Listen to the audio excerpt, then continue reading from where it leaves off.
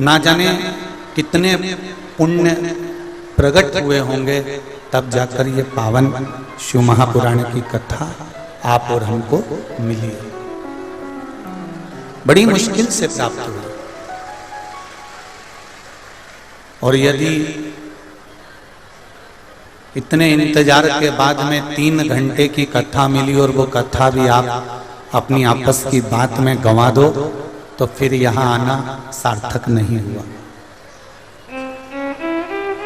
बड़ी मुश्किल से मिली है शिव महापुराण की कथा। और अगर मौका मिला है कथा सुनने का, इतनी दूर दूर से कीचड़ में, पानी में, रात भर से पानी गिर रहा है, सुबह से पानी गिर रहा है, भगवान को तो तुम्हें धन्यवाद देना चाहिए कि तुम्हारा आने का समय हुआ और बाबा ने थोड़ी देर पानी को रोक दिया।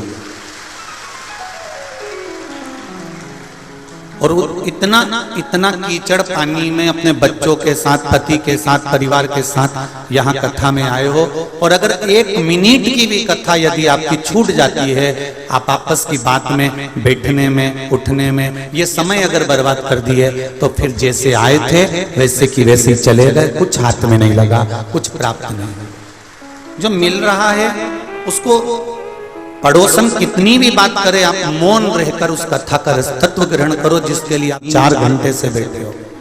आप कथा को श्रवण करने के लिए बैठे।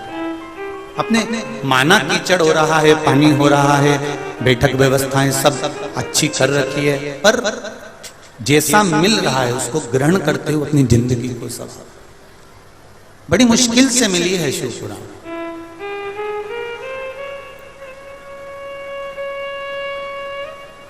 कथा में, सत्संग में, भजन में आप कितना भी मन लगाकर विचार कर जाइए कि मुझे कथा श्रवण करने जाना है, मुझे कथा में बैठना है, मुझे कथा सुनना है, पर जब तक मेरे देवाधिदेव महादेव की कृपा नहीं होती, तब तक आप कथा में बैठ तो जाओगे, पहुंच तो जाओगे, पर कथा आपके हृदय चित्त में समा नहीं पाएगी। जब तक उसकी कृपा नहीं होगी, तब तक आप कुछ ग्रहण नहीं कर सकते। बड़ा मुश्किल है, बड़ा मुश्किल। तेरी कृपा बिना न हिले एक भी अणु, लेते हैं श्वास तेरी कृपा से तनो तनु। बखान क्या करूं मैं राखों के ढेर, चपटी भगोत में खजाना कुबेर का। एक विश्वास रखकर हम अगर परमात्मा की भक्ति कर रहे हैं, भरोसा रखकर यदि हम भगवान का भजन कर रहे हैं, तो ये निश्चित है उसका फल हमको मिलेगा जरूर। वो फल छूटने वाला नहीं है, वो प्राप्त जरूर होगा। किसी ने एक प्रश्न किया है कि गुरुजी भरोसा कैसा करना चाहिए, विश्वास कैसा करना चाहिए, भरोसा कैसा होना चाहिए, विश्वास कैसा होना चाहिए? तो शिव महापुराण की कथा का ये शब्द अपनी जिंदगी में उतार कर रखना।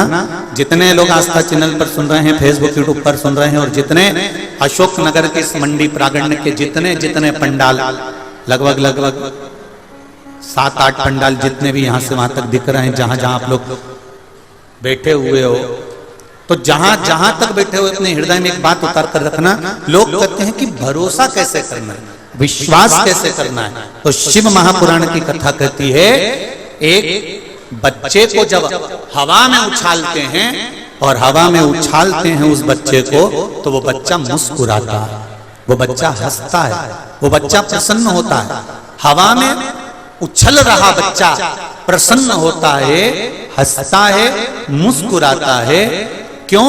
क्योंकि उस बच्चे को मालूम है कि मुझे गिरने कोई नहीं देगा और मुझे अपनी गोदी में कोई ना कोई झेल लेगा। ऐसा विश्वास मेरे महादेव पर रखो। जीवन में कितना भी दुख आए, आप भरोसा पक्का रखो तो वो गोदी में झेल जरूर लेगा, वो झेलेगा जरूर। आपकी भरोसा, आपका विश्वास अगर दृढ़ है विश्वास पक्का है तो वो झेल लेगा। देखिए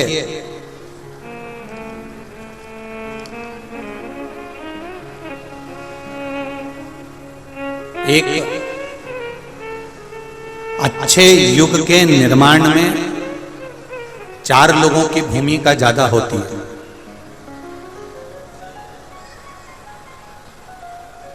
अगर सत्य सनातन धर्म की ओर हम बढ़ रहे हैं, एक अच्छे युग का यदि हम निर्माण कर रहे हैं, और आपको पहले भी कथा में कहा कलयुग नहीं चल रहा है। कौन सा युग चल रहा है? शिव युग। कौन सा युग चल रहा है? जम के बोलो जरा। शिव युग। कलयुग नहीं है, शिव युग है। आप जितना भगवान का भजन करोगे, आप जितना स्मरण करोगे, आप जितना शंकर जी का गुणगान करोगे, आप अपने नजदीक के शिव मंदिर में जितना जाओगे, प्रणाम करोगे, गुणगान करोगे, भजन करोगे, मेरा देव अधिदेव महादेव कहेगा किसी के पास जाने की जरूरत नहीं है। अगर तू मेरे मंदिर में आ रहा है तो तेरी सारी समस्या मेरी है और मैं उसको समाप्त कर दूंगा। एक अच्छे युग के निर्माण में 4 लोगों की हाजिरी, 4 लोगों की प्रबलता बहुत जरूरी है, उपस्थिति जरूरी है। पहले नंबर पर है माता, दूसरे नंबर पर है पिता, तीसरे नंबर पर है गुरु और चौथे नंबर पर है नगर का राजा। ये 4 पात्र ऐसे हैं, ये चार पात्र ऐसे हैं जो हमारे युग का निर्माण करने वाले हैं और संपूर्ण विश्व का एक आनंद देने वाले हैं। पहले नंबर पर कौन है? जम के बोलो जरा। माता। जम के बोलो जरा। माता। पहले नंबर पर अच्छे युग के निर्माण में माता की उपस्थिति जरूरी है।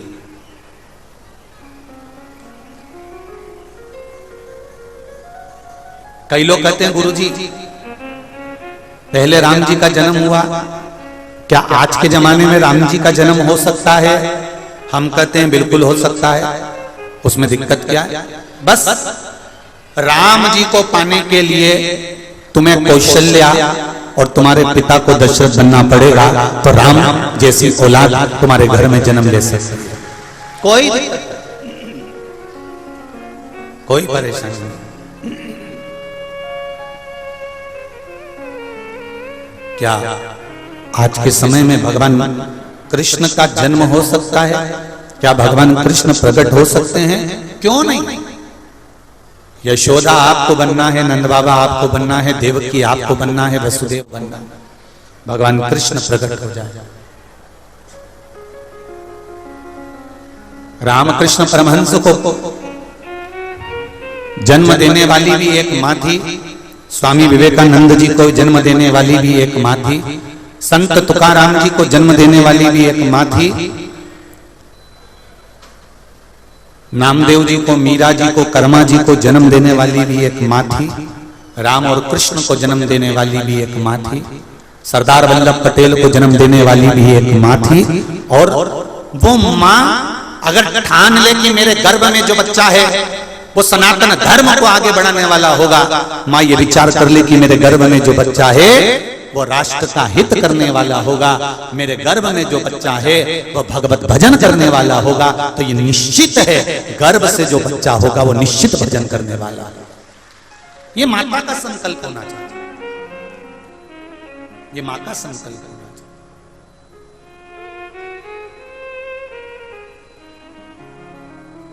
महाराज अभी 25 तारीख को यहाँ कथा समापन हो जाएगी, 26 तारीख को मंदसौर में 2 बजे चालू हो जाएगी, नवरात्रि प्रारंभ हो जाएगी। नवरात्रि का मतलब क्या होता है?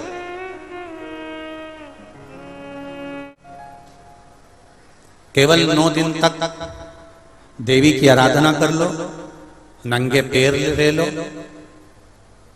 थोड़ा सा साबूदाना का फरियाल कर लो, मोरधन, चिप्स, पापड़ ये खा लो, या किसी देवी जी के मंदिर में जाकर नंगे पैर झंडा उठा के, ध्वजा उठा के, चुंदड़ी पकड़ के माता जी के मंदिर तक चले जाओ, क्या केवल नवरात्रि का मतलब यही है? या फिर कहीं गरबा हो रहा हो तो गरबे में चले जाओ, क्या नवरात्रि का मतलब केवल यही है? या घर में जोत लगा लो, नवरात्रि का मतलब यही है? घर में जवारे बो दो, नवरात्रि का मतलब क्या यही है? घट स्थापना कर दो, क्या नवरात्रि का मतलब केवल यही है? अगर नवरात्रि का मतलब जानना है तो आपके मन में एक विचार आना चाहिए कि ये नवरात्रि केवल घट स्थापना के लिए नहीं होती है, ये नवरात्रि हमारे भीतर एक नारी के सम्मान के लिए प्रकट होती है कि नारी का सम्मान कैसे होना चाहिए।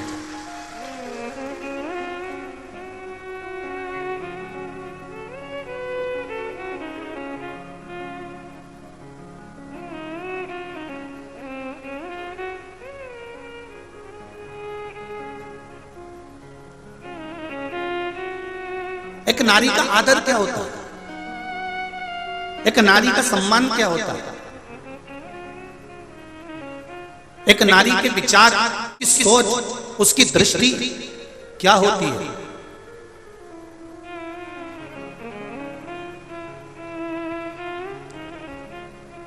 पिता और माता युग के निर्माता हैं ये चार, उसमें माता, पिता, गुरु और राजा। जो क्षेत्र का राजा होता है, नगर का राजा होता है, वो भी युग का निर्माता होता है कि वो अपने राज्य को धारण कर कर किस तरह से व्यवहार कर रहा है। माता अपने बच्चे को क्या सिखा रही है? क्या सिखा रही है? आप में से कितनी माताएं जिनके बच्चे रोज प्रणाम करते हैं, चरण छूते हैं? जरा हाथ उठाओ तो। देखा देखी में मत उठा देना जी हो, क्योंकि देखा देखी में तो काम बिगड़ जाता है। रख लो रख लो, देखा देखी में काम बिगड़ जाता है। कक्षा 8वीं का पेपर था, बच्चे एक के पीछे एक बैठे थे, लिखने के लिए प्रश्न आ गया कि दिल्ली की सबसे बड़ी मीनार का नाम लिखो। आगे वाले ने लिख दिया दिल्ली में कुतुब मीनार है। उसके पीछे जो बैठा था उसने आगे वाले की कॉपी में से नकल कर कर लिख दिया दिल्ली में कुतिया बीमार है। तो देखा देखी में काम बिगड़ जाता है। याद उसको भी था, उसको भी मालूम था कि दिल्ली मीनार है, पर उसने आगे वाले का देखने के चक्कर में अक्षर पूरा नहीं देख पाया, इसलिए लिख दिया दिल्ली में कुतिया बीमार। उसका ध्यान नहीं गया, भटक गया, दृष्टि नहीं पहुंची।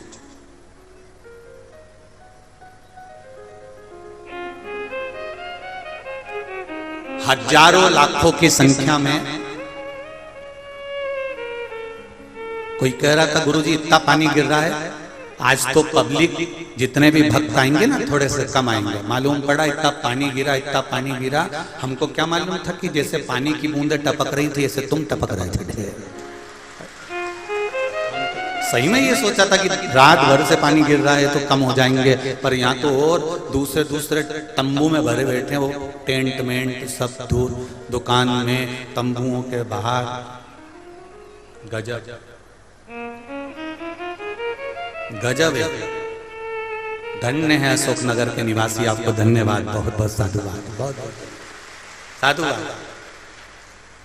अब इतनी माताओं ने हाथ उठाया, सबने, किसी ने हाथ उठाया कि मेरे बेटा मुझे प्रणाम करता है, नमन करता है, दंडवत करता है, प्रणाम करता है।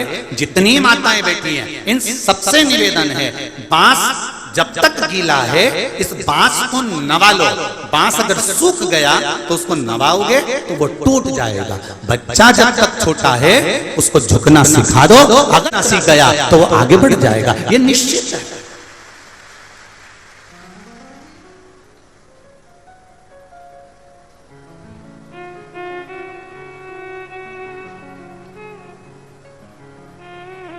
जो जितने अकड़ में रहते हैं ना वो उतनी जल्दी गिर जाते हैं।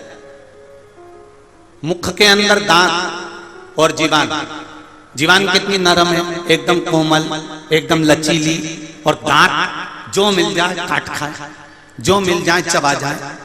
तो दोनों में सबसे पहले कौन गिरता है? बोलो जम के बोलो। जीवान का कुछ बिगड़ता है, आखिरी तक भी मरते दम तक जीवान मुंह में रहती है। तो जीवान से दांतों ने पूछा कि तू आखिरी तक रहती है और हम बीच में चले जाते हैं। तो जीवान ने कहा केवल मेरी नम्रता, मेरी लचकता और मेरे झुकने का जो अंदाज है, बस उसके कारण मैं नम्र रहती हूँ, नरम रहती हूँ, कोमल रहती हूँ, लोगों के आगे झुकती रहती हूँ, तुम्हारे आगे हमेशा दुबक कर नम्रता के साथ रहती हूँ, इसलिए आखिरी तक टिकी रहती हूँ। और तुम बात बात में लड़ाई झगड़ा, बात बात में काटना, तो इसलिए तुम टिक नहीं पाते।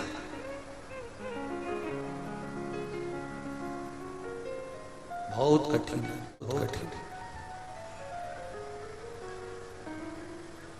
एक प्रसंग पहले भी सुनाया, आज फिर सुना रहा। एक नदी ने समुद्र से जाकर कहा, समुद्र मांग तुझे क्या चाहिए? समुद्र ने कहा, नदी मुझे कुछ नहीं चाहिए। नदी ने कहा, समुद्र तो मुझे जानता नहीं है, मैं बहुत बड़ी नदी हूं, बहुत विशाल, तुझे जो लगता हो वो मुझसे मांग ले। नदी कहती है मुझसे मांग समुद्र। समुद्र कहता है मुझे कुछ नहीं चाहिए, सब मुझ में है। समुद्र में माणिक मोती औषधि रतन हीरा पन्ना सब सब समुद्र के अंदर।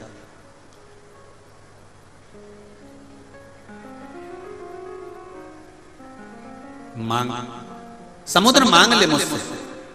नदी बार बार समुद्र से कह रही है कि कुछ मांगो। समुद्र कहता है मेरे पास में सब कुछ है, लेना नहीं चाहता। नदी जित पर अड़ गई कि तुझे कुछ ना कुछ मांगना पड़ेगा, मैं बड़ी विशाल नदी हूं। समुद्र ने कहा, नदी अगर तू देना चाहती है तो मुझे दुर्वा ला कर दे दे, हरी हरी घास, हरी हरी दूबा मुझे थोड़ी सी ला कर दे दे। नदी ने सिर पर हाथ रखकर कहा, रे समुद्र तू भी मांग रहा है तो क्या मांग रहा है? हरी घास हरी दूबा, क्या मांग? केवल हरी घास, केवल हरी दूबा। नदी ने कहा, मैं अब भी लेकर आता। नदी अपने पानी से घाट पर किनारे पर जितनी घास लगी थी, जितनी दूबा लगी थी, नदी अपने जल से उस दूबा को तोड़ने लगी। जैसे ही नदी का जल दूबा पर जाता है, घास पर जाता है, घास नीचे झुक जाती है। नदी का पानी फिर जाता है, घास फिर झुक जाती है। नदी का पानी फिर जाता है, घास फिर झुक जाती है। और आखिरी में नदी समुद्र के पास आकर बोली, रे समुद्र मैं तेरे लिए घास दूबा नहीं ला सकी। समुद्र ने कहा, नदी तुझमें तो क्या किसी में सामर्थ्यता नहीं है कि झुकने वाले को उखाड़ सके। वो दूबा झुकती थी इसलिए तो उखाड़ नहीं।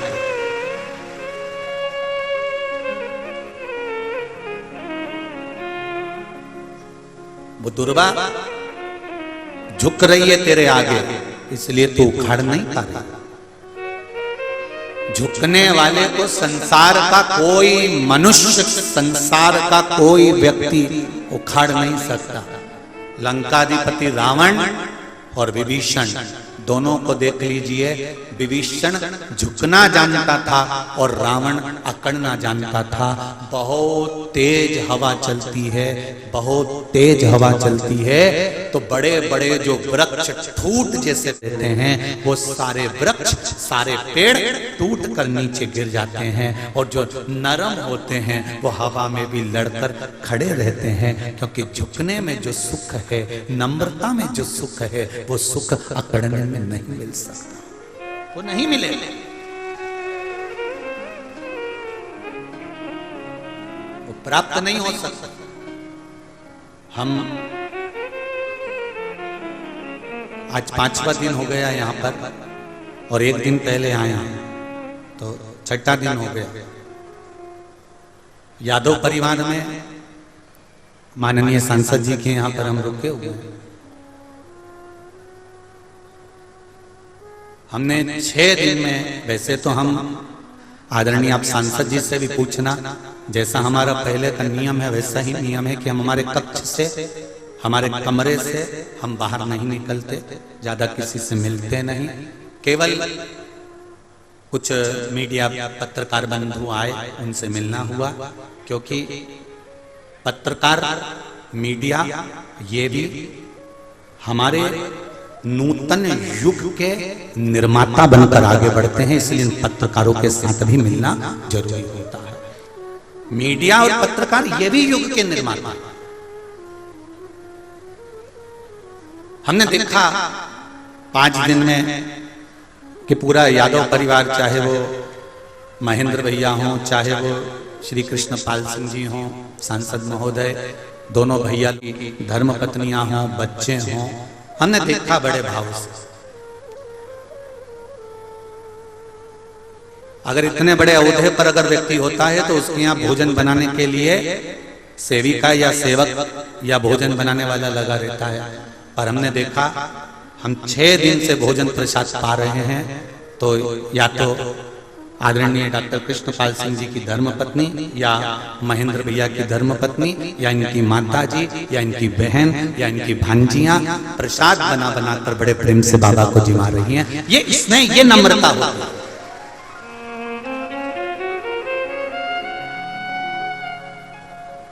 और एक व्यक्ति में इतनी अकड़ आ जाती है, हम कौन, लल्लन जी। और एक नम्रता सीखने को मिलती है अशोकनगर की इस धरा से। एक नम्रता सीखने को मिलती है अशोकनगर के इस यादव परिवार से कि नम्रता किसको कहते हैं, सहजता किसको कहते हैं। हम कम से कम 5 बार 6 बार सांसद जी को बोल चुके, महेंद्र भैया को बोल चुके, हम बैठे हैं सोफे पर, कुर्सी पे, तो आप भी कुर्सी पर बैठ जाओ ना। नहीं बैठे तो नहीं बैठे, जितनी देर हम बैठे रहे उतनी देर वो नीचे। ये नम्रता है।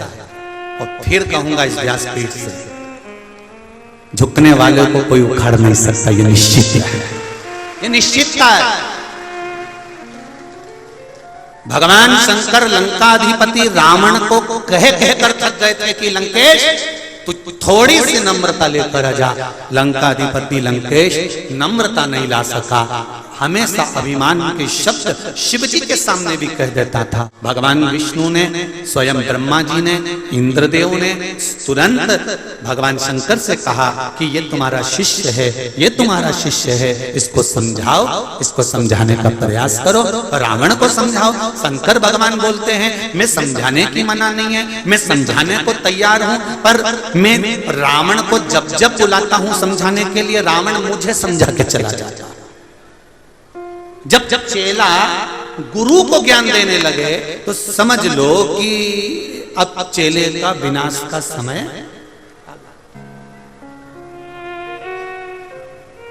तुम इनको समझाते क्यों नहीं हो? मैं तो समझाता,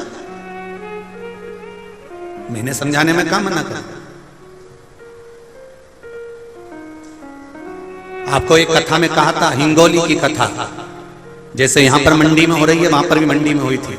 हिंगोली की कथा में कहा था, जिस बच्चों को, जिन नवयुवक बेटा बेटी को अपने माँ बाप के शब्द बुरे लगने लगे और बाहर वाले मित्र दोस्तों के शब्द, पड़ोसियों के शब्द, दूसरों के शब्द अच्छे लगने लगे, समझ लेना कि उस बेटा बेटी का उद्धार कभी नहीं हो सकता, एक ना एक दिन वो धोखा खाएगा। एक ना एक दिन वो धोखा खाएंगे, ये निश्चित है। जिसको अपने माँ बाप के शब्द, माता पिता के शब्द, गुरुजन के शब्द, घर के बड़ों के शब्द बुरे लगने लगते हैं, एक ना इसको संसार में धोखा खाना ही पड़ता है। ये निश्चित है, निश्चित है।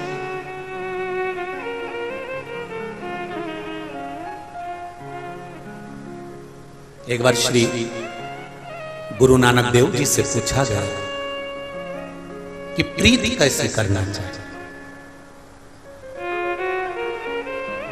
बाले ने पूछा, बाले ने पूछा, परम पूज्य गुरुदेव गुरु नानक देव जी से पूछा कि प्रीति कैसी होना चाहिए। बाले पूछ रहा है।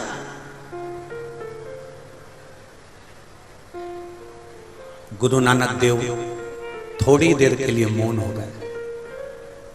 संत स्वभाव है,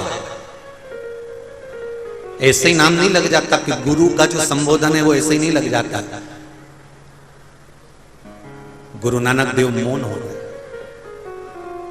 शब्द गुरु नानक देव जी के मुख से निकल गया, वाले तू पूछ रहा है कि प्रीत कैसे करना चाहिए, तो नानक देव जी कहते हैं प्रीत करो सो ऐसी करो जैसे लोटा डोर, गलो फसावे आपनो जी और पानी पीवे और। अगर संसार में प्रीत करना है तो कुएं के अंदर जो मटका जाता है ना, वो मटका का मुंह रस्सी से बांधा जाता है, रस्सी से मुख बांधकर घड़ा पानी में जाता है और पानी लाता है। और देखो गला, घड़ा, मटका, गला अपना फंसाता है और पानी दूसरे को पिलाता है। ये प्रीति होना चाहिए, ये प्रीत होना चाहिए। प्रीत करो सो ऐसी करो जैसे लोटा डोर, गलो फसावे आपनो जी पानी पिए। गुरु नानक देव कहते हैं प्रीत का सबसे बड़ा आनंद है कि हम जिए, मना नहीं। संसार का हर मनुष्य जीता है, अपने परिवार के लिए करता है, बच्चों के लिए करता है, अपनी पत्नी के लिए, अपने परिवार के लिए दिन भर कमाता है, दिन भर कमाता है। पर गुरु नानक देव जी कहते हैं अपनी कमाई के लिए, अपने परिवार के लिए तो तुमने जिंदगी भर कमाया, पर उस कमाई में से थोड़ा सा भाग दूसरे के लिए भी करिए। इसलिए आपने देखा होगा संपूर्ण भारत के गुरुद्वारों में आप जब जाएंगे तब लंगर तैयार मिलता है। ये प्रीतता, ये स्नेहता, ये इसको प्रीतता कहता, इसको आनंदता कहता। महाराज ये प्रीतता, इसलिए कहते हैं जो बोले सो निहाल ससुरिये।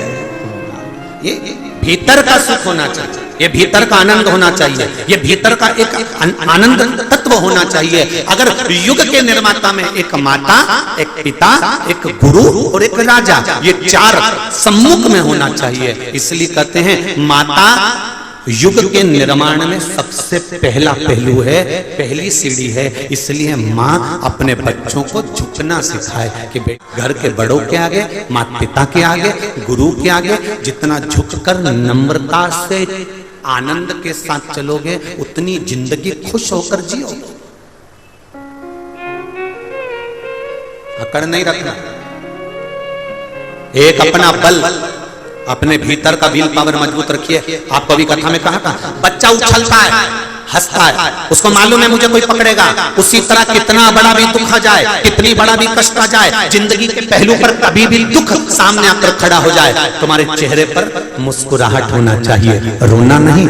याद रखना अपने भीतर कि मेरा शंकर मेरे साथ खड़ा है, मेरा शंभू मेरे साथ खड़ा है, मेरा देवाधिदेव महादेव मेरे साथ खड़ा है। एक पत्र आया है, उस पत्र को देखिए।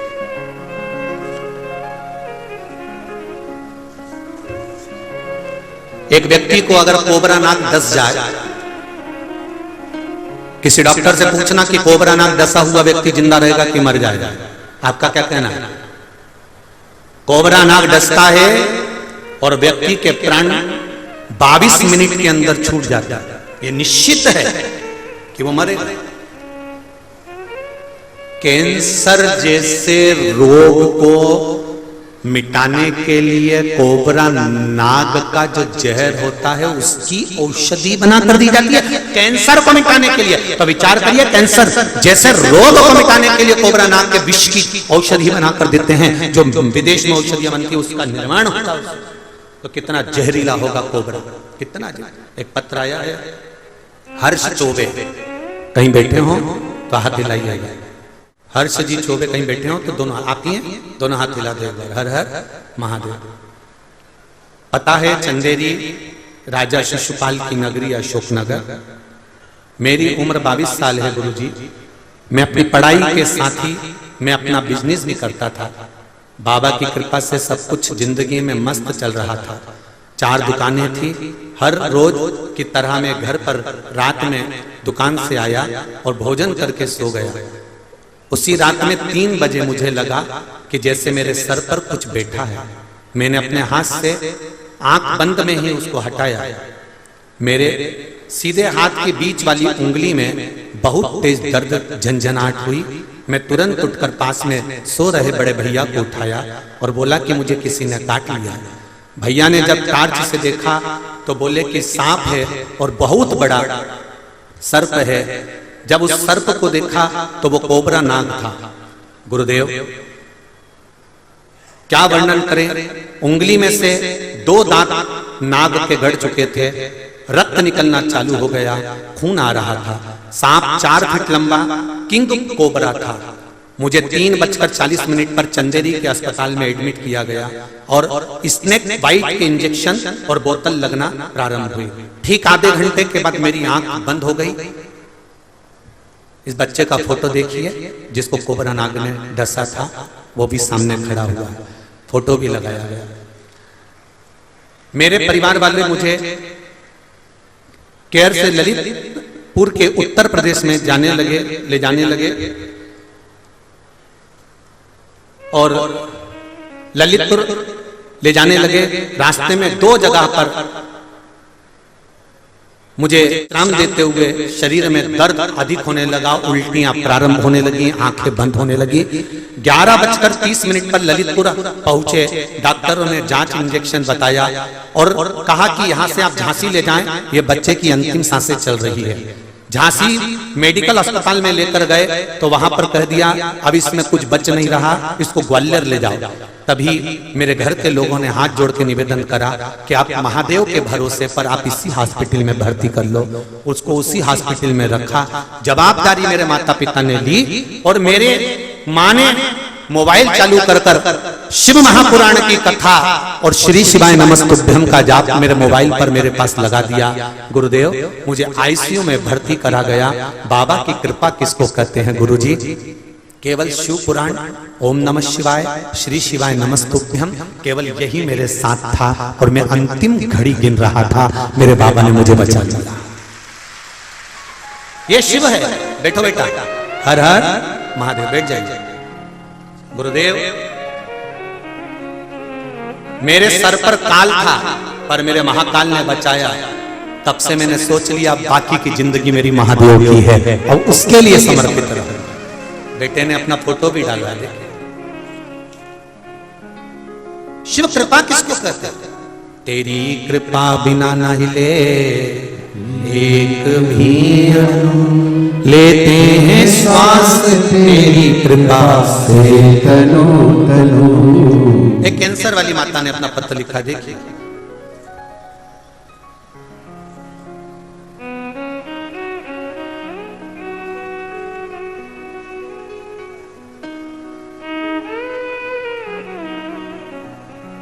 शंभु शरणे पड़ी मांगू घड़ी दुख काटो दया करी न दर्शन आओ। मैं अमित नामदेव, निवासी अशोकनगर, बजरिया मोहल्ला। कहीं बैठे हो तो हाथ हिलाइएगा। जहां कहीं भी बैठे हो हाथ हिलाइएगा। मैं अमित नामदेव, निवासी अशोकनगर, बजरिया मोहल्ला। गुरुजी आपको सादर प्रणाम। चरण स्पर्श। पिछले 3 महीने से काफी परेशान था। मुझे अचानक पेट में दर्द हुआ तो मैं इलाज के लिए अस्पताल गया। डॉक्टर ने मुझे सोनोग्राफी करवाने के लिए कहा। मैंने सोनोग्राफी करवाई तो उसमें मेरे पेट में गठान बताई गई। मैं काफी परेशान रहने लगा। मुझे कुछ समझ में नहीं आ रहा था कि मैं क्या करूं। फिर मैं अपनी संतुष्टि के लिए कोटा इलाज करवाने के लिए राजस्थान गया। वहां भी मैंने सोनोग्राफी कराई तो उसमें भी कैंसर की गठान के लक्षण डॉक्टर ने बता दिए और कहा यह निश्चित है कि आपको कैंसर है। डॉक्टर ने मुझे ऑपरेशन की सलाह दे दी तो जांच करवाकर अशोकनगर आ गया। फिर 1-2 दिन बाद मैं फिर सरकारी अस्पताल में गया कि डॉक्टर साहब एक बार अच्छे से देखिए। डॉक्टर ने देखा और कहा आपके पेट में 2 या 3 गठान हैं और ये निश्चित है वो कैंसर की हैं। फिर मैं आपके बताए मार्ग पर चलने लगा। एक बेलपत्री चढ़ाना और शहद लगाकर बाबा को अर्पण करना प्रारंभ करा। एक लोटा जल और एक बेलपत्री बाबा पर चढ़ाता, उसको उठा कर लाता, बेलपत्री को बाबा से कहता, बाबा मेरी इस पत्नी को औषधि कर दो, मुझे कैंसर बताया है, पेट में गांठें हैं, सारी सोनोग्राफी आई है। औषधि समझकर शंकर भगवान के गले लगकर उस बेलपत्री को खाने लगा, पानी का आचमन करने लगा। 8 दिन बाद मैंने विचार करा कि सियोर वाला महाराज कहता है कि खाने के बाद जांच जरूर कराना। मैं 8 दिन बाद परीक्षा करने के लिए जांच कराने हॉस्पिटल चले गया। गुरुदेव, जिन डॉक्टर ने मेरे पेट में कैंसर की गठान बताई थी, वही डॉक्टर अगली सोनोग्राफी करवा कर देखते हैं और मालूम पड़ता है कि एक भी गठान पेट में नहीं है और मेरा कैंसर समाप्त हो गया। एक भी गठान पेट में नहीं है। डॉक्टर ने पेट दबा दबा कर देखा, सोनोग्राफी वाले से डबल से सोनोग्राफी करवाई तो भी सोनोग्राफी में गांठ नहीं आई। गुरुदेव, मेरे बाबा ने मुझे बचा लिया। शंभू है ये ऐसा, हर समस्या का हल एक लोटा शिव की भक्ति कर।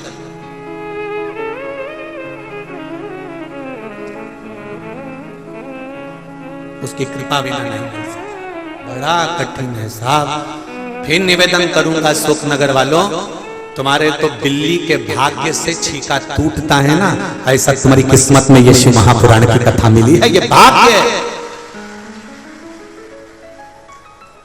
और आपकी कथा 25 तारीख तक रहेगी, 26 तारीख से मंदसौर में चालू हो जाएगी। और मंदसौर नगर के आसपास में जितने पशुपतिनाथ के मंदिर के आसपास, पशुपतिनाथ मंदिर के जितने इस प्रांगण के अंदर कथा सुनेंगे, मैं उनसे निवेदन करूंगा कि भाग्य है जो नवरात्रि की कथा आपको मिलेगी, वो भी मंदोदरी। शिव पुराण तो वही की वही है, केवल एक उद्देश्य पकड़ा जाता है, जैसे तर्पण, जैसे नवग्रह, जैसे मंदिर, जिससे ये मंदोदरी शिव पुराण रखने का कारण केवल एक है कि राष्ट्रीय स्वयंसेवक संघ RSS मंदसौर जिले के अंतर्गत छोटी छोटी लड़कियां, बेटियां देह व्यापार करती हैं। उस देह व्यापार को रोकने के लिए और उस देह व्यापार को रोककर उन बेटियों को पढ़ाना, लिखाना और उनको अच्छी परवरिश देकर उनका घर बसाने के लिए ये पावन मंदोदरी शिव महापुराण की कथा रखी है, जिसका नाम मंदोदरी रखा। वो मंदोदरी माता के नाम से, एक सती के नाम से, एक शिव भक्त मंदोदरी के नाम से कम उस क्षेत्र की बेटियां सुधर सके, उस क्षेत्र की बेटियां व्यापार, ये देह का व्यापार छोड़ सके और अपने जीवन को धन्य बनाएं और अपने इस अनमोल जीवन को पहचाने की कितनी मुश्किल से ये मनुष्य की देह मिलती है। मेरा निवेदन है, जितने श्रोता भाई बहन कथा सुन रहे हैं, मंदोदरी शिव महापुराण की कथा को जरूर सुनना कि मंदोदरी के जीवन में कितने पड़ाव पड़े, कितना दुख आया, कितना कष्ट आया, कैसी जिंदगी जी, और उस कथा के माध्यम से उन बेटियों को वापस अपने घर लेकर आना, उन बेटियों को सत्मार्ग बताना।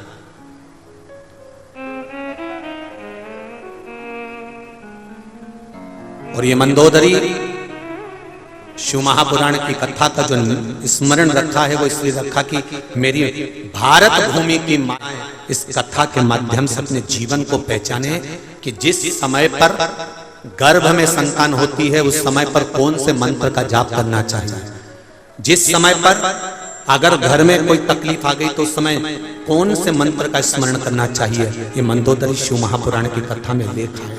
आप उसका स्मरण करो, उस भक्ति को धारण करो।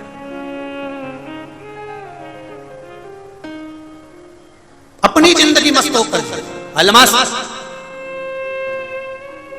दुख आए, विश्वास उस बच्चे जैसा होना कि मुस्कुरा रहा है, दुख में भी आपके चेहरे पर प्रसन्नता होना चाहिए कि मेरा महाकाल, मेरा राज राजेश्वर मेरे साथ खड़ा हुआ है, मेरा महादेव मेरे साथ है, मुझे चिंता नहीं, मुझे टेंशन नहीं, वो मुझे संभालेगा, वो मुझे संभालेगा।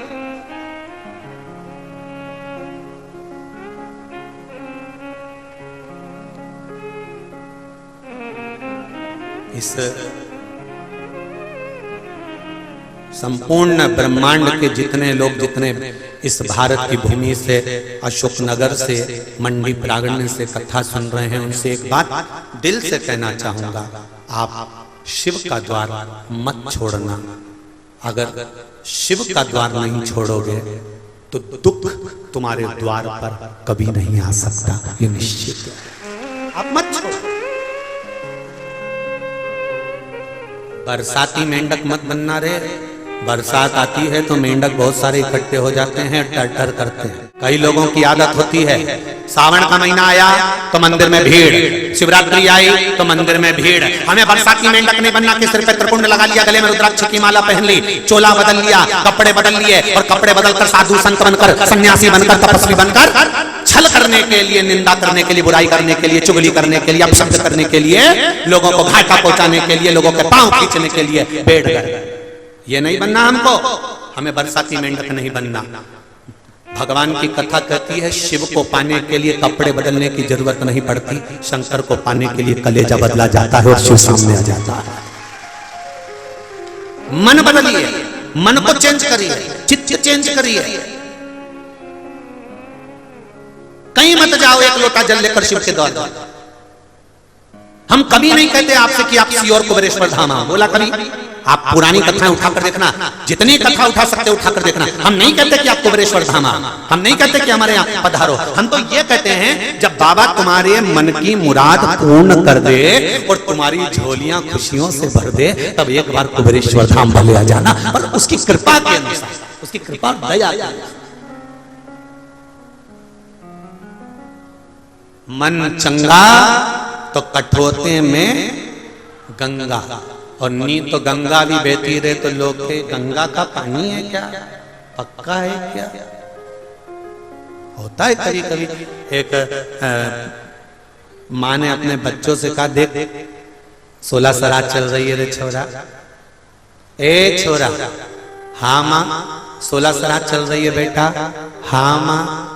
एक काम करना बेटा, पिताजी का अस्थियां रखी हुई हैं, उनको गंगा जी छोड़िया बेटा। तेरे पिताजी का मन था कि मेरियों को गंगा जी में छोड़ना। तो माँ ने बड़े बेटे से कहा, बड़े बेटे ने कहा ठीक है माँ, पिताजी की अस्थियों को गंगा जी छोड़ दो। बड़ा बेटा कमरे में गया, धर्मपत्नी आई। धर्मपत्नी ने पूछा कहाँ की तैयारी कर रहे हो? कल पिताजी की अस्थियां छोड़ने जाना है। पिताजी का मन था कि मेरी अस्थियों को मेरा बेटा पैदल पैदल गंगा जी तक लेकर आए, तो मैं गंगा जाने की तैयारी कर। तो पत्नी ने कहा, काय को जाने की तैयारी कर रहे हो? तुम जाओगे तो छोटा क्या करेगा? तुम घर में रोज छोटे वाले को रह जाओ। बड़े भाई ने छोटे भाई को बुलाया। छोटे भाई से कहा, सुन मुझे थोड़ा काम है, तो गंगा जी चले जाएगा पिताजी की अस्थियां लेके? हाँ चले जाओ। छोटे भाई ने अस्थियां ली तो छोटे भाई की पत्नी ने भी कहा, तुम काहे को जा रहे हो? तुम्हारा जाना जरूरी है क्या? छोटे भाई ने कहा, अरे गंगा जी यहीं तो है, 60-70 किलोमीटर दूर गंगा जी है, मैं अभी छोड़कर आता हूँ, सवेरे निकलूंगा, रात तक पहुंच जाऊंगा, वापस आ जाऊंगा, उसमें क्या दिक्कत है? और उसने अस्थियां उठाई, माता जी को कहा मैं जा रही हूँ, और अस्थि लेकर चला। चलते चलते चलते चलते 15 किलोमीटर पहुंचा, और 15 किलोमीटर पहुंचने पे वो थक गया, पाँव में पड़ गए छाले। उसने विचार करा, राम बहुत थक गया रे, बहुत थक गया, इतना थक गया। तो वहीं से एक आदमी निकल कर जा रहा था, उस व्यक्ति को रोककर पूछा, भैया एक बात बताओ, मैं ये यहाँ बैठा हूँ, इसके नीचे से ये पानी निकल के जा रहा है, तो क्या ये नाला है? अच्छा, तो ये पानी कहाँ जा रहा है? तो कहा ये गंगा जी में आगे जाके मिल जाता है। उसने सोचा भगवान ने बड़ी कृपा करी, जब ये पानी गंगा जी नहीं जा रही है तो अस्थियां ही छोड़ दो। उन्हें पिताजी की अस्थियों को वहीं छोड़ दिया। पिताजी की अस्थियों को छोड़कर और बेटा वापस घर आ गया। माँ ने पूछा, बेटा की अस्थियों को छोड़ आया? हाँ माँ छोड़ आया। रात को पिताजी माँ के स्वप्न में आए और कहा, सुबह माँ को क्रोध आ गया, बेटे को बुलाए, इधर आ, पिताजी की अस्थियों को कहां छोड़कर आया? क्यों माँ, हुआ क्या? तेरे पिताजी मेरे सपने में आके बोले कि छोरा मेरी अस्थियों को नल्ले में पटक कर आ गया 20 किलोमीटर दूर, वहां से 40 किलोमीटर गंगा बची थी। इतने में लड़के को आ गया गुस्सा, और गुस्से में आकर बोला, माँ ये पिताजी की आदत कभी नहीं छूटेगी, 40 किलोमीटर उधर जाने की अपेक्षा 20 किलोमीटर इधर काहे को आ गया? अगर जाना ही था तो उधर 40 किलोमीटर आगे चले जाते, या 20 किलोमीटर आगे सपने में बोलना जरूरी था। माँ जाते नहीं बना कि वहां चले जाऊं 40 किलोमीटर। माँ ने माथा ठोका, बेटा तू उसको नल्ले में क्यों पटक के आया है, अब तो पटक भैया। संसार सागर है, कोई नहीं किसी का बस, जब तक श्वास चल रही है, जब तक आप हो तब तक आपके सम्मुख में सब है, और जिस दिन श्वास चलना बंद हो गई उस दिन कुछ नहीं बचेगा। ये संसार मिथ्या, संसार।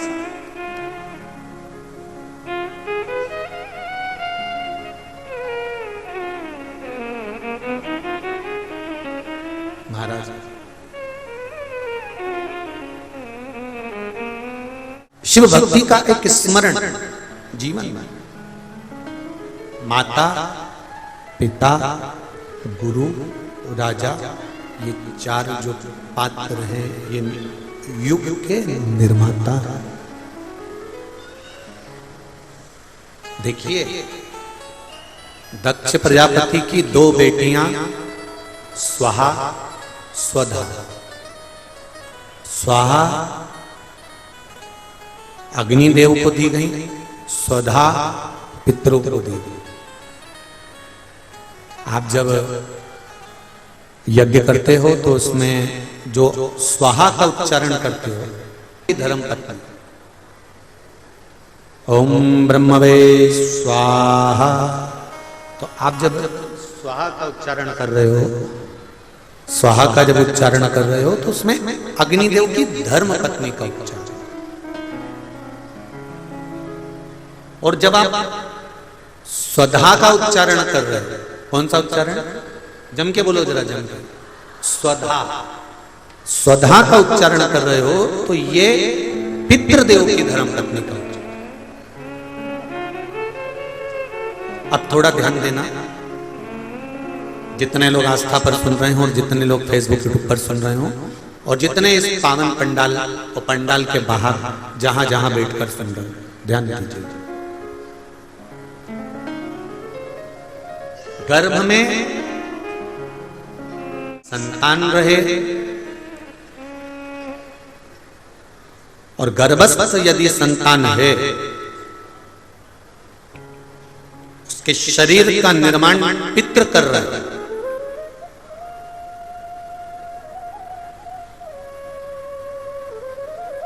और शरीर में जो आत्मा है, उस आत्मा के बल पर उस शरीर को स्वस्थ रखने का निर्माण स्वधा कर। थोड़ा ध्यान दीजिएगा माताएं विशेष रूप से, और मेरे भाई लोग भी बहुत ध्यान से।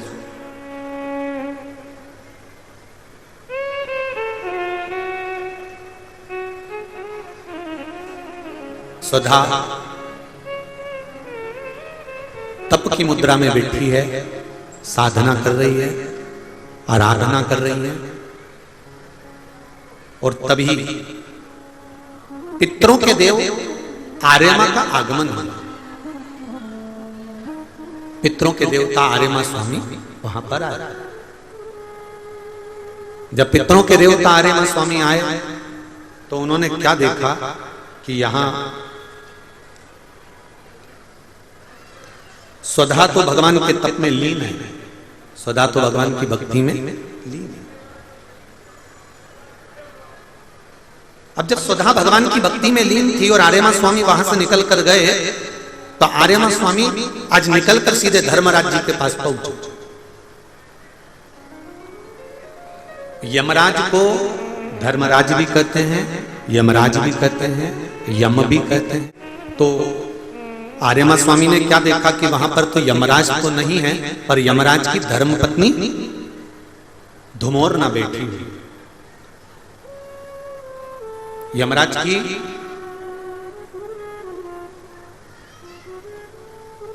तेईस धर्मपत्नियां थी, जिसमें से एक का नाम धुमोरना था, जो यमराज की प्रिय थी।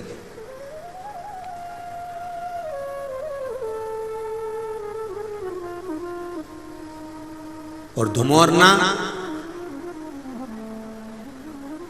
जिसको हमारे यहां पर युद्ध के मैदान में जब आपस में युद्ध होता है, लड़ाई होती है, एक दूसरे से जब युद्ध होता है और युद्ध में किसी को मारा जाता है तो मारना नहीं कहते उसको, काटना नहीं कहते उसको कहते हैं वध। धुमोरना का एक नाम वध भी।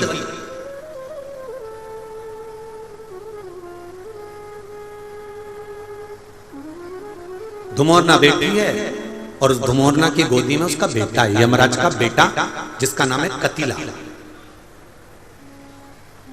यमराज का बेटा कतिला धुमोरना की गोद में बैठा हुआ, यमराज की पत्नी की गोद में। आर्यमा स्वामी का आगमन हुआ। आर्यमा स्वामी ने जब धुमोरना को देखा तो प्रणाम किया, माता जी आप यहां पर हो, केवल एक निवेदन है आपसे। धुमोरना ने पूछा बोलिए आर्यमा जी कैसे आना हुआ आर्यमा स्वामी?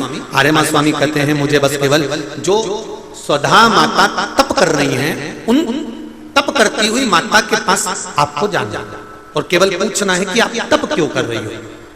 तो धुमोरना ने कहा कि अगर मुझे देखकर स्वधा कहीं भय तो नहीं खा जाएगी, स्वधा में कोई भय तो उत्पन्न नहीं होगा। थोड़ा ध्यान देना कथा पर विशेष। हमारे यहां पर एक प्रसंग बुजुर्ग माताएं बहुत पहले से कहती आई हैं, शायद यहां पे भी जितनी बुजुर्ग माताएं बैठी होंगी वो जानती होंगी। 9 महीने में नारी के गर्भ में जब 9 महीने बच्चा रहता है तो कोई एक महीना ऐसा होता है जिस महीने में बुजुर्ग माताएं कहती है कि नदी नाले मत नांगो। बोलो सही है कि गलत है? अरे जम के बोलो जी जी सही है।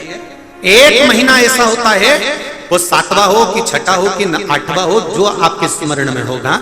कई माताएं कहती हैं और बुजुर्ग माताएं कहती हैं तो बहुओं को लगता है ऐसा कोई होता है, ये तो ढोंग प्रपंच है, ये तो ढकोसला होगा, ये तो ढोंग होगा।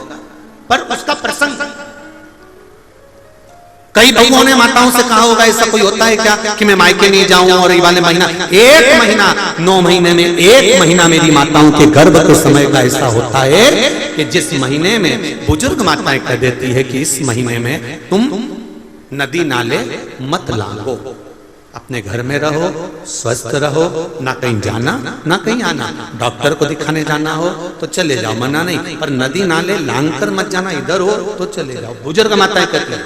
अब इन बुजुर्ग माताओं को किसने बताया ये कि नदी नाले मत नांगना? वो प्रसंग ये शिव महापुराण की तर्पण शिव पुराण की कथा आप सुन रहे हो, वो प्रसंग यहां मिलता है कि स्वधा तप कर रही है और उसके तप करते समय वो अपने बच्चों को जन्म देने वाली है और उस समय पर यमराज की धर्मपत्नी धुमोरना समझाने के लिए आती है। 1 महीना लगता है धुमोरना को स्वधा को समझाने के लिए।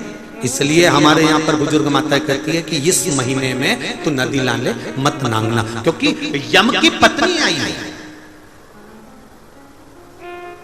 जब गर्भस्थ बच्चा रहता है, जब गर्भ में संतान रहती है, गर्भ में जब औलाद रहती है, गर्भ में जब संतान रहती है तो नारी के 9 महीने में से 1 महीना ऐसा निकलता है बच्चा पूरी तरह से स्वस्थ होगा, धड़कन भी होगी, सब कुछ होगा, तुम भी अच्छे रहोगे। पर 9 महीने में 1 महीना कष्ट का तो जाता ही है, ये निश्चित है। क्यों?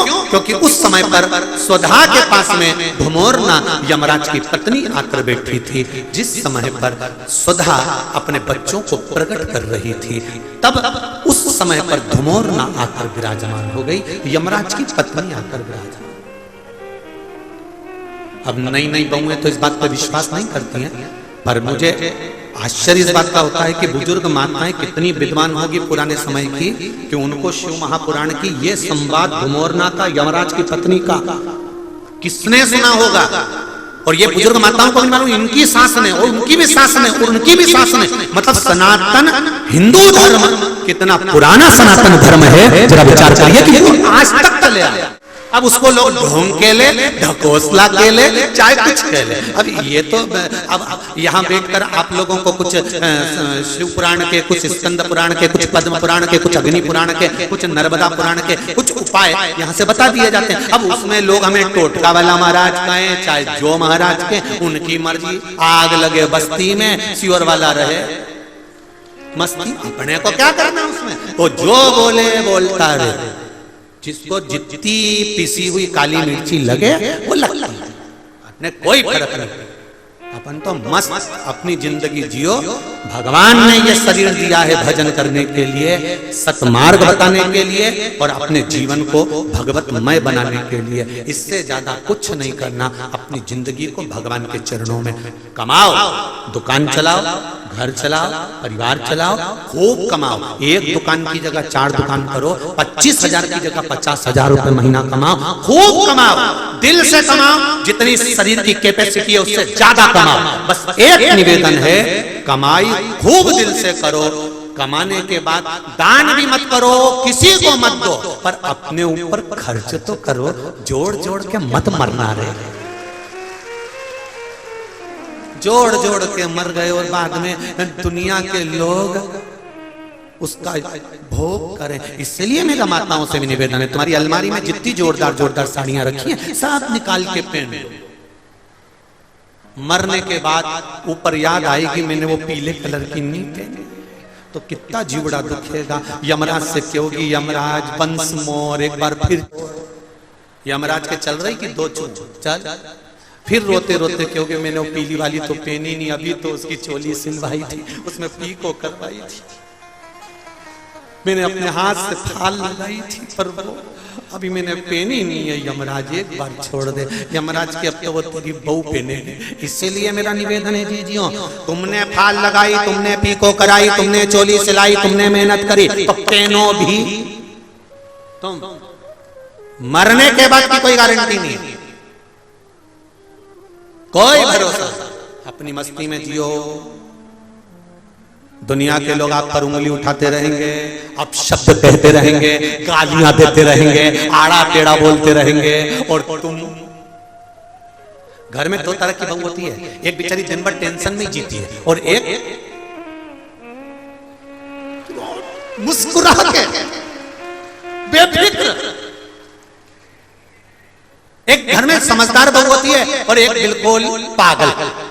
जो समझदार होती है उसको पूरा घर संभालना पड़ता है। जीजी आई, ननंद आई, काका आया, काकी आई, बुआ आई, ये वो हो गई। उसको पूरी शादी में, पूरे फंक्शन में काम संभालती रहती है। और एक होती है पगली, उसको सास कहती है हमारी बहू में तो अक्ल ही नहीं। जिसमें अक्ल नहीं वो सबसे पहले डेंटिंग पेंटिंग करके मेहंदी बना बुलू के सबसे पहले बफेट में गुलाब जामुन और रसगुल्ला खा खुआ के वो जा। उसे कोई मतलब नहीं कौन आया कौन गया, कितना बेटर, कितना भोजन, कितनी केटरिंग, उसे कोई मतलब नहीं। वो तो खा पी के और बढ़िया अपनी सहेली के साथ गप्पे मप्पे मारे। तो मौसी सासन बोलती देख तेरी बहू को देख कितनी गप्पे मार रही, और वो बेचारी बड़ी वाली कितनी काम कर रही। तो क्या हमारी बड़ी तो समझदार है और छोटी में तो अक्ल नहीं। अब बताओ, जायदाद का हिस्सा तो दोनों को मिलेगा, तो फिर समझदार होने से फायदा कौन सा? अकल से होने से फायदा मिलेगा तो उतना ही, जितना इसको मिला इतना इसको मिला, जितना इसको मिलेगा उतना उसको मिलेगा। तो क्या किसको रोइए, चादर तान के सोइए, मस्त होकर जिंदगी जियो। 50 रुपए भी कमा रहे हो तो मस्त होकर जीना, रोकर नहीं। जब देखो जब आंख में आंसू भरकर हमारा तो व्यापार नहीं चल रहा, शिव जी को 1 लोटा जल चढ़ा, भगवान का भजन कर, कीर्तन कर, मंत्र जाप कर, स्मरण कर। किसी से मत के कि ये नहीं हो रहा, शंकर जी के पास चले जा, 1 लोटा जल चढ़ा, 1 बेलपत्री दिल से चढ़ा। ज्यादा उनको चाहिए भी नहीं, कुछ भी नहीं चाहिए, बस दिल से भजन और कुछ। कितना पुरातन हमारा सनातन धर्म होगा कि बुजुर्ग माताओं को ये आज तक मालूम है कि 1 महीना नदी नाले मत। कितना पुरातन सनातन धर्म है, जरा विचार करें।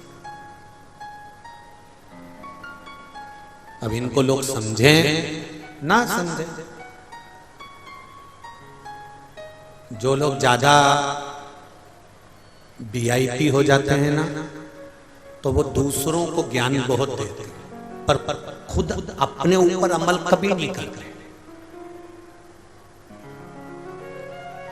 मेरा निवेदन है थोड़ा सा, जितनी बात आप कहते हो उतना खुद पर भी अमल करना सीखो, स्वयं पर।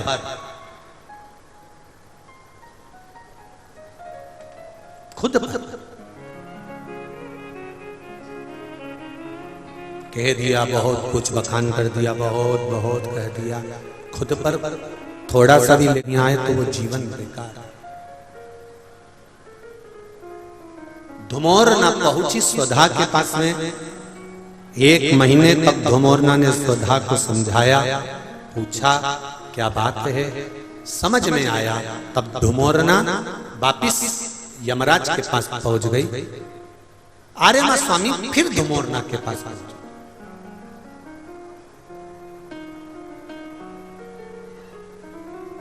वापिस जिस नारी को डॉक्टर ने कह दिया कि इसकी डिलीवरी हो सकता है 8वें महीने में हो जाए, बच्चा 9 महीने तक रिस्क नहीं ले सकते, 8वें महीने में या 7वें महीने में बच्चे को जन्म देना पड़ेगा, ऑपरेशन करना ही पड़ेगा।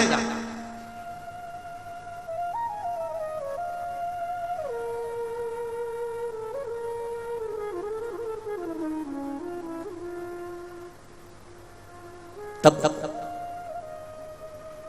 केवल एक बेलपत्री पर रखा हुआ एक चावल का दाना नारी का हाथ का स्पर्श कराकर स्वधा माता का नाम लेकर अशोक सुंदरी की जगह मालूम है सबको, अशोक सुंदरी वाली जगह पर केवल चढ़वा दीजिए, वो बच्चा पूर्ण तरह से 9वें महीने में ही जन्म लेगा, 8वें में नहीं, और स्वस्थ, उसकी स्वस्थता रहे। क्या नाम लेना है? नाम बोलो पहले, जम के बोलिए जरा। आप लोगों से इसलिए बुलवा रहे हैं कि आप भूल ना जाओ। फिर से बोले एक बार, स्वधा। स्वधा का स्मरण।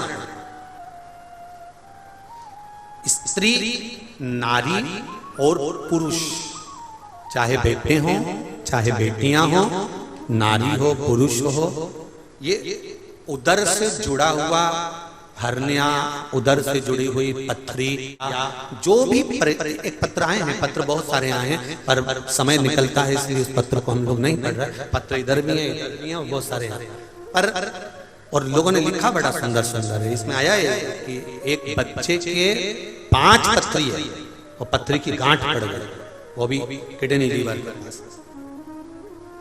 तो जिसने पत्र लिखा है वो स्मरण में, चाहे पुरुष हो चाहे स्त्री हो, चाहे बेटे हो चाहे बेटियां,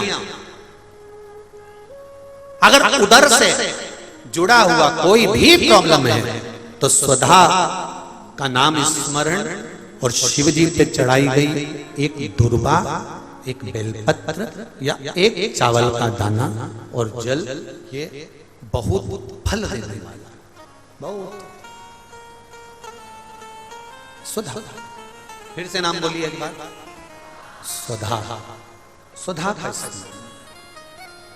महाराज धुमोरना के पास में वापिस आर्यमा स्वामी पहुंच गए। और आर्यमा स्वामी जब धुमोरना के पास पहुंचे, धुमोरना अपने बेटे कतीला को लेकर बैठी थी।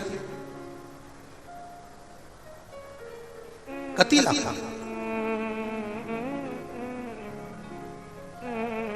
आज धुमोरना कतीला को ज्ञान उपदेश दे रही, जिस समय पर आर्यमा स्वामी का आगमन हुआ।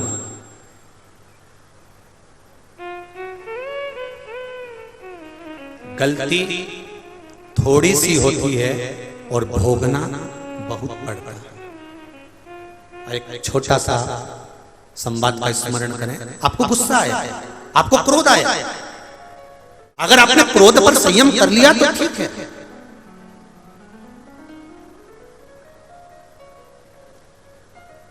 आपने अपने क्रोध पर संयम कर लिया तो ठीक है। किसी ने कुछ कह दिया, तुम्हें गुस्सा आ गया, तुम्हें क्रोध आ गया, तुमने चक्कू उठाया, तलवार उठाई, बंदूक उठाई, और कितनी देर लगी? मात्र 5 मिनट लगे, तलवार घोंप दी, चक्कू मार दिया। अब जरा विचार करिए, आपको क्रोध आया, किसी ने कह दिया, किसी ने कुछ बोल दिया, और चक्कू मारने में केवल 5 मिनट लगे, 10 मिनट लगे, तलवार मारने में 20 मिनट लगे, बंदूक मारने में 2 मिनट 5 मिनट लगे। पर जरा विचार करिए, बंदूक की गोली तो लग गई, तलवार भी लग गई, चक्कू भी लग गया, पर भोगना कितना पड़ेगा? थोड़ी सी देर के क्रोध में 10 मिनट में सारा काम हो गया। अब 10 मिनट का क्रोध तुमसे पाप करा दिया, अब वो 10 मिनट के पाप को 10 साल, 20 साल, 25 साल भोगो।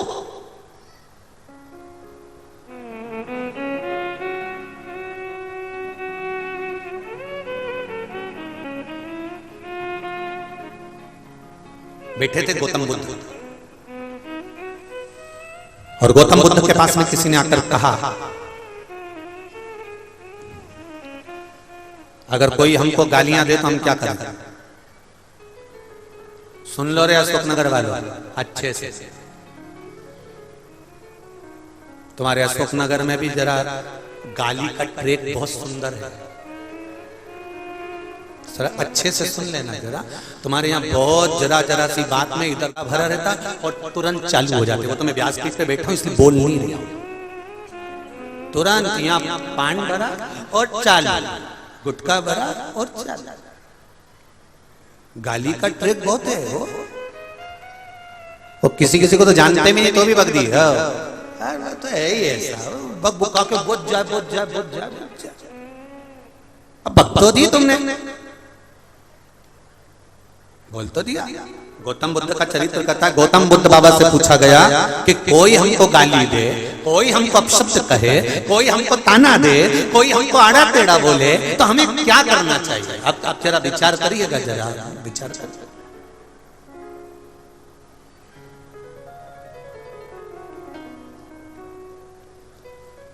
हमने एक बात कही थी कल की कथा में कि पतंग और नाम जितना ऊंचा जाता है, काटने वालों की संख्या बढ़ जाती है। पतंग जितनी ऊंची जाएगी, काटने वाले ढेर इकट्ठे हो जाएंगे। जान दे अभी काटता हूं। नाम जितना ऊंचा होगा, उतना काटने वालों की संख्या बढ़ जाएगी। आज जितनी उन्नति की सीढ़ी पर चढ़ते जाओगे, उतना पांव खींचने वालों की संख्या बढ़ती जाएगी, क्योंकि ऊंच निवास नीच करतूती देख न सकई पराई विभूति। ऊंचे ऊंचे सिंहासन पर बैठ गए, ऊंचे ऊंचे अवधे पर बैठ गए, ऊंचे ऊंचे पद पर बैठ गए, और वहां बैठकर भी कोई आगे बढ़ रहा है तो उसको नीचे गिराने का सोचने बैठ गए। इतनी ऊंची पोस्ट पर बैठने के बाद कहां पद, प्रतिष्ठा, नाम। गौतम बुद्ध से पूछा गया, बताओ कोई गाली दे तो क्या क्या, कोई अपशब्द कहे तो क्या क्या? सुन लो जरा अच्छे से। गौतम बुद्ध बाबा कहते हैं, किसी पेड़ के नीचे बैठे थे, ऊपर से डाली टूट के नीचे गिर गई, तुम पेड़ का क्या बिगाड़ लोगे? सुन लो रे अशोकनगर वालों जरा अच्छे से, बहुत सावधानी से सुनना। भले तुम अगली बार मत बुलाना, पर सुन तो लो दिल से, और नहीं बुलाओगे तो क्या हुआ? अशोकनगर तुमने देख लिया कि यहीं से सिरोन से होते आना, तो हम तो कभी भी बगिया लिया, हमारा क्या टेंशन। तुम अच्छे से सुन लो, और अपने सांसद महोदय तो हैं, उसमें कोई दिक्कत वाली बात नहीं है। कथा कभी भी कह देंगे, सांसद जी कथा, सांसद जी बोले मंडी है, चलो उसमें क्या दिक्कत?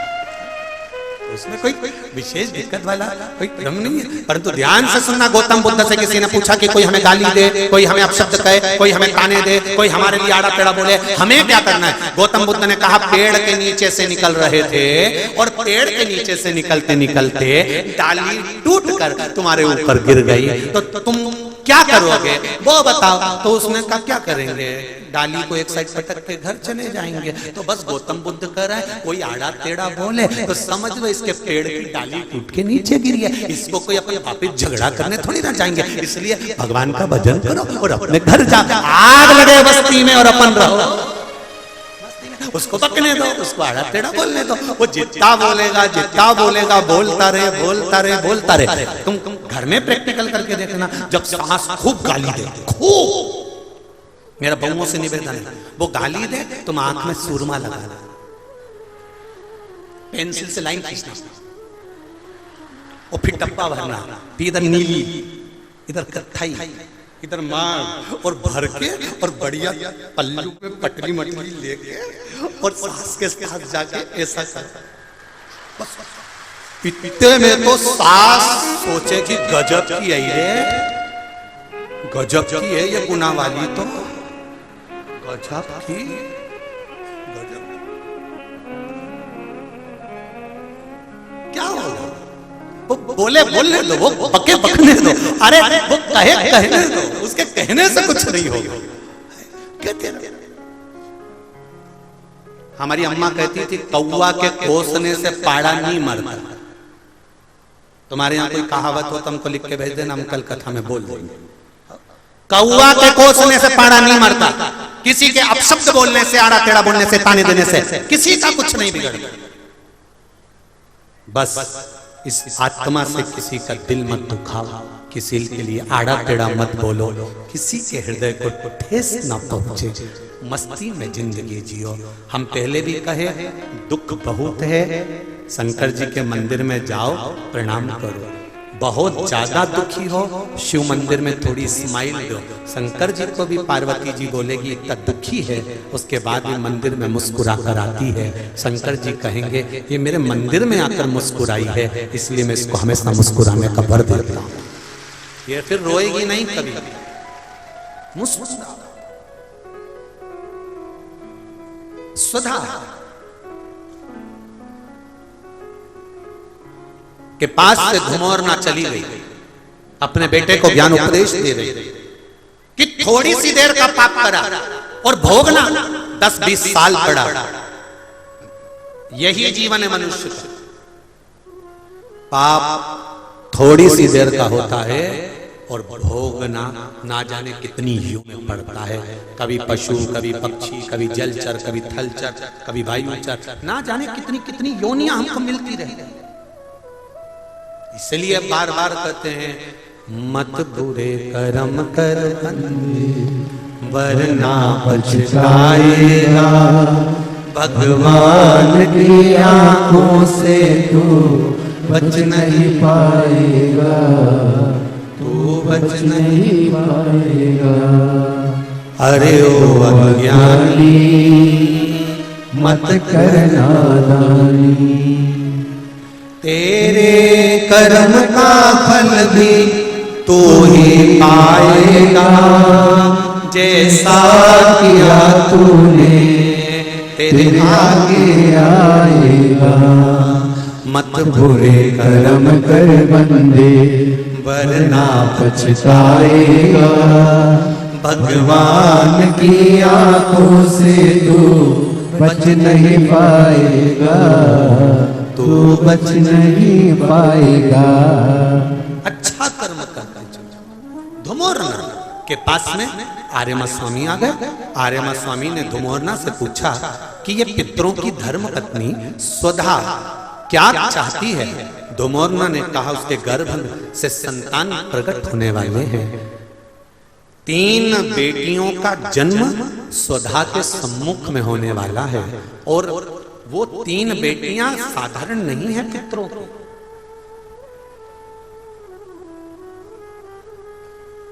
वो पितरों की 3 बेटियां साधारण नहीं है।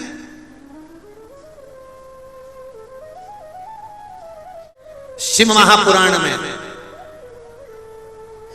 वर्णन मिलता है, विदेश्वर संहिता में स्मरण मिलता है कि पितरों की धर्मपत्नी स्वधा के सम्मुख में 3 बेटियां प्रकट हो गई, मेना, धन्या, कला। 3 बेटे, बहुत सुंदर बेटियां सामने प्रकट हुई। पितरों की धर्मपत्नी स्वधा के गर्भ से ये बच्चों का जन्म नहीं हुआ, उनके सम्मुख में तप साधना और भक्ति से प्रकट कर, भक्ति से।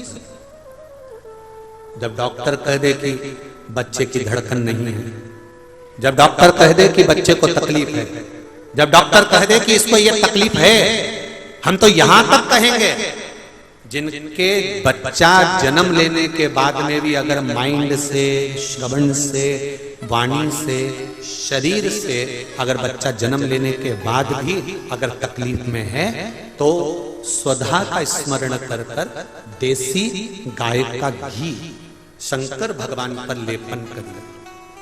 क्या लेपन करना है? देसी गाय, जर्सी गाय नहीं, देसी गाय का घी शिव जी पर सोमवार की अष्टमी के दिन लेपन करिए और लेपन कर कर उस घी को उंगली से उठाकर ले आइए। जो बच्चा दृष्टि से, श्रवण से, वाणी से, शरीर से जन्म के बाद में तकलीफ में है और अवस्था उसकी छोटी है, अगर वो 10 साल के अंदर का है तो उस बच्चे की नाभि में वो घी थोड़ा सा कुनकुना कर कर ठंडा होने के बाद उसको डालिए और बच्चे की उस घृत से नैनों के पास, श्रवण शक्ति के पास थोड़ी थोड़ी मालिश करना सुधा माता के नाम से प्रारंभ करिए। थोड़ा दिन 2-3 महीने कर कर देखिए, बच्चे में थोड़ा थोड़ा सा फल आना प्रारंभ हो जाएगा और धीरे धीरे ठीक होगा। ये कुछ नाम शिव महापुराण के कुछ नामों का स्मरण करा करो। पहला है तुम्बरूका।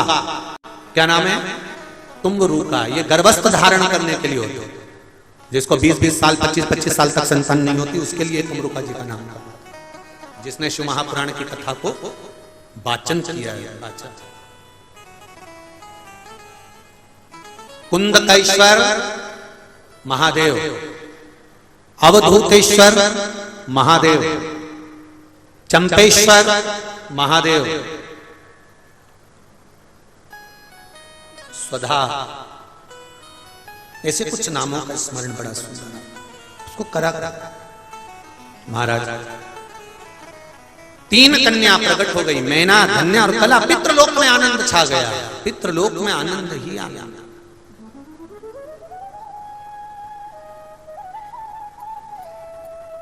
दक्ष प्रजापति के घर में बेटियां जन्म ली तो खूब नगाड़े, ढोल, बैंड बाजा बजाया गया, बड़ी प्रसन्नता हुई। हिमालय राज के घर में बेटी ने जन्म लिया, पार्वती ने, तो बड़ी प्रसन्नता हुई। जनक जी के घर में बेटी ने जन्म लिया, बड़े प्रसन्न हुए। वृषभानु जी के यहाँ राधा जी का जन्म हुआ, बड़े प्रसन्न हुए। पर ये नियम किसने लगा दिया कि बेटे का जन्म होता है तो ढोल नगाड़े बजते हैं और बेटी का जन्म होता है तो सास चूल्हा के पास और मां पलंग पे रोती है कि बेटी का जन्म हो गया? शास्त्र उठाकर देखिए, पुराने समय से बेटी के जन्म पर कितनी खुशियां मनाई जाती हैं, बेटी के जन्म पर कितना आनंद होता है। क्यों? क्योंकि बेटा एक कुल को तारता है और बेटी 2 कुल को तारती है, इसलिए बेटी के जीवन का खुशियां मनाना चाहिए। पर ना जाने कौन ने ऐसी अकल भर दी सब में, पता नहीं कौन ने ऐसी अकल दे दी कि बेटा जन्मे तो खुशियां मनाओ, खूब लड्डू, पेड़ा, गुलाब जामुन बड़ा बड़ा लड्डू बना के भेजो, बहू को भी खूब हरी रात खिला, जापा का लड्डू, और लड़की हो जाए तो हॉस्पिटल से बच्चा जन्म लेता है और माँ जब हॉस्पिटल से आती है ना, सास उतनी देर में उसके चेहरे से मालूम पड़ जाता है, वो नीवी बोलेगी तो मालूम पड़ जाएगा कि लड़का हुआ कि लड़की हुई। उसके हाथ की जो डोलची होती है ना दूध की, चाय की, वो केतली, वो हिलने से मालूम पड़ जाता है। जब ज्यादा हिले तो समझ लो लड़का हुआ, और जब धीमे हिले, वो केतली हिलने से मालूम पड़ जाता है कि छोरी हुई। एकदम केतली लेके चली जा रही है, फिर तो पूछो भी मती कि लड़का हुआ कि लड़की हुई, समझ जाओ केतली नहीं हिल रही है। जब केतली ज्यादा हिले तो समझ लो कि लड़का।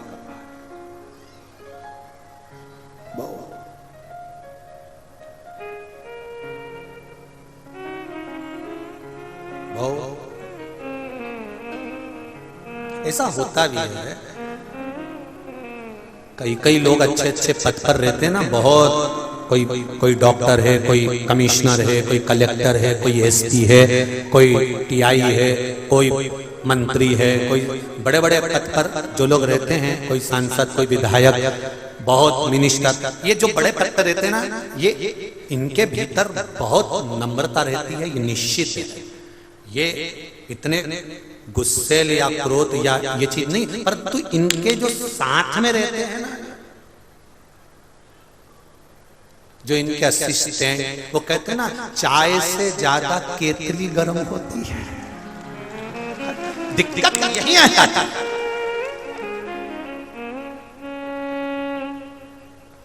वो बेचारा एसपी साहब तो कह रहे हैं कोई बात नहीं, निकलने दो, नहीं सीटी बजाई। वो बेचारा कह रहा है, एसपी साहब कह रहे, कलेक्टर साहब कह रहे, टीआई साहब कह रहे हैं, क्या कर रहा है? परंतु नहीं, तू तो रोक। वो कह रहा है, अब बेचारे मिनिस्टर, मंत्री, सांसद, विधायक, कलेक्टर जो बड़े बड़े ओहदे पर रहते हैं, वो भी हृदय रखते हैं, दिल रखते हैं, नम्रता रखते हैं। ऐसा मंत्री नहीं, ऐसा कोई सांसद या विधायक या कोई कलेक्टर या एसपी या डीएसपी या साधारण टीआई, ऐसा कोई नहीं जिसका दिल नहीं, वो भी नम्रता रखते हैं। पर वो तो कह भी देते, चलेगा चलने दे थोड़ा बहुत, कोई बात नहीं। पर दिक्कत तो चाय से दिक्कत नहीं है, जीता केतली उसका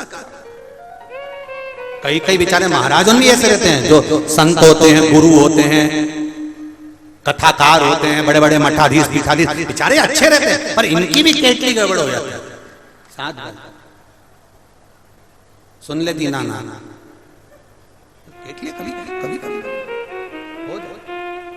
मारो।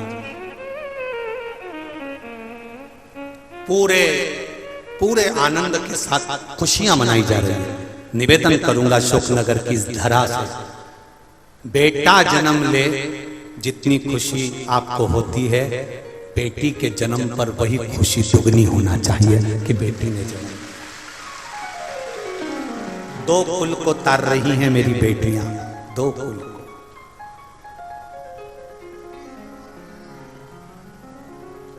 बहुत इनको जब मेहनत करते हुए देखते हैं, घर परिवार ऑफिस सब जगह पर जब मेहनत, एक साधारण सी बात है, पति ऑफिस से आता है और पत्नी ऑफिस से आती है।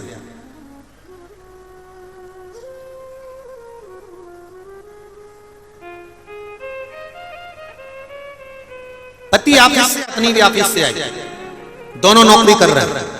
पति ऑफिस से आया, बैग रखा, सोफे पे पड़ा, बैठा, आवाज लगाई, पानी लाओ, बैठा है, रिमोट उठाया, टीवी चालू कर लिया, देखता रहा, टेबल पे खाना चाहिए, टेबल पर सामान चाहिए, बैठा है, आराम से जूते खोल रहा है, चप्पल पहन रहा है, कपड़े बदल रहा है, सब आते से ही ऑफिस से आया और इसको खाने का सामान चाहिए, ये चाहिए, वो चाहिए।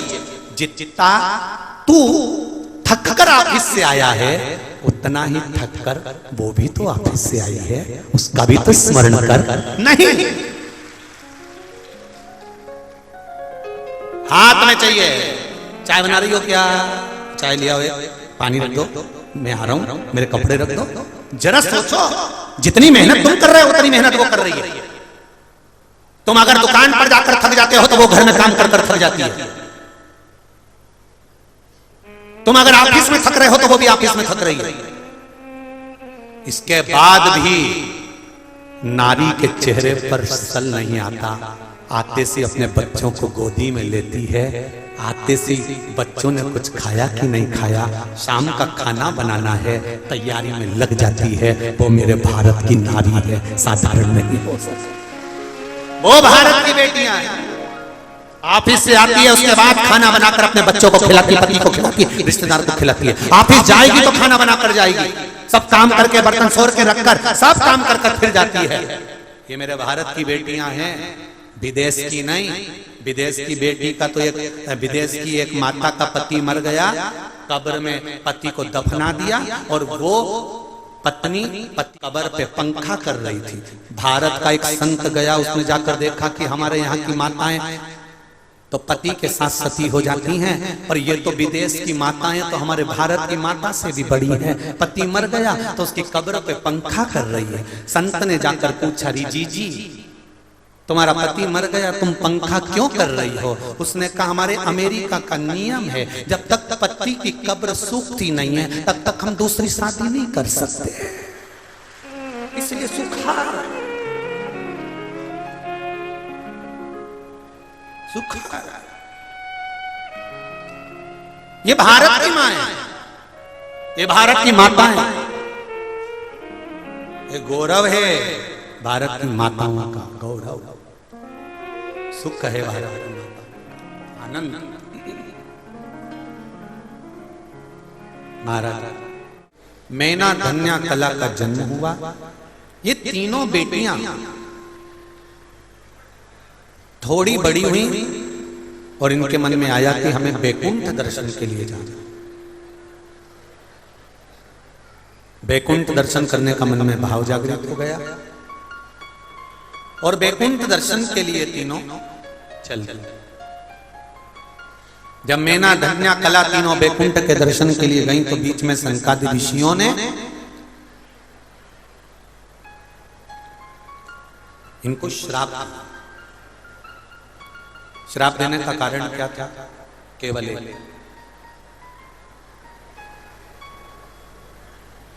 सनकादि ऋषि बैठे हुए थे, तब तक साधना में आराधना में बैठे थे। मैना धन्या कला तीनों पितरों की बेटियां निकली।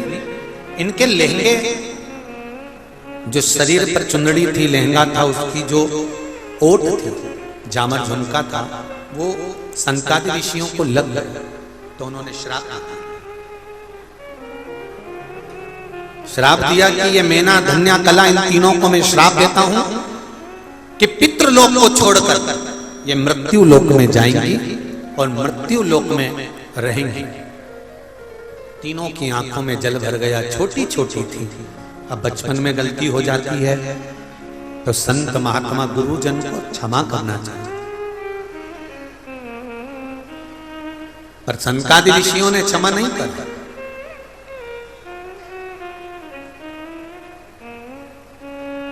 एक बड़ा सुंदर हमारे यहां पर भाव कहते हैं, क्षमा बड़न को चाहिए, छोटे को उत्पात। जितने बड़े औहदे पर बैठते चले जाओ, जितनी ऊंची कुर्सी पर बैठते चले जाओ, जितने ऊंचे पद पर बैठते चले जाओ, शिव महापुराण की कथा कहती है उतना क्षमा करना सीख। किसी की गलतियों को ज्यादा नहीं देखना, किसी के लिए अपशब्द ज्यादा नहीं कहना, जितना बन सके क्षमा करते हुए चलो। तीनों ने चरण पकड़ लिए संतों के, गुरुवर हमें क्षमा कर दीजिए, हमसे गलती हुई, हमसे अपशब्द निकल गए, हमारे कपड़ों से आपको चोट लग गई है, क्षमा कर। सनकादि ऋषियों ने कहा, श्राप लगा है, मृत्यु लोक में तो जाना पड़ेगा, पर हमारा वर है, मृत्यु लोक में जाकर तुम तीनों की गोद में 3 देवियां खेलेंगी जो जगत का कल्याण करेंगी। जगत का उद्धार करने के लिए ये 3 देवियां आपकी गोदी में खेलेंगी। मैना धन्या कला तीनों पृथ्वी पर आ गई। मैना की गोद में माता पार्वती जी खेली हैं, धन्या सुनैना जी बनी हैं, जिनकी गोद में माता जानकी जी खेली हैं, कला कीर्ति बनी, जिनकी गोद में राधा जी खेली। ये 3 देवियां 3 गोदी में खेली हैं। आनंद समाहित हुआ है, चारों तरफ इन 3 देवियों का स्मरण हुआ है। कल की कथा में पितरों ने माता पार्वती को कौन सा स्थान दिया और पितरों ने राधा जी को कौन सा स्थान दिया, पितरों ने जानकी जी को कौन सा स्थान दिया, और इन तीनों का गुणगान कैसे करना चाहिए वो कल की कथा में श्रवण करेंगे। आज पंचम दिवस की कथा यहाँ विराम हो रही है। श्री गणेश जी महाराज रिद्धि सिद्धि श्री गणेश जी महाराज अशोक सुंदरी के साथ पधार रहे हैं। बड़े आनंद के साथ में ताली बजाकर गणेश जी का स्वागत करिए। कार्तिकेय और अशोक सुंदरी के साथ गणेश जी आ गए।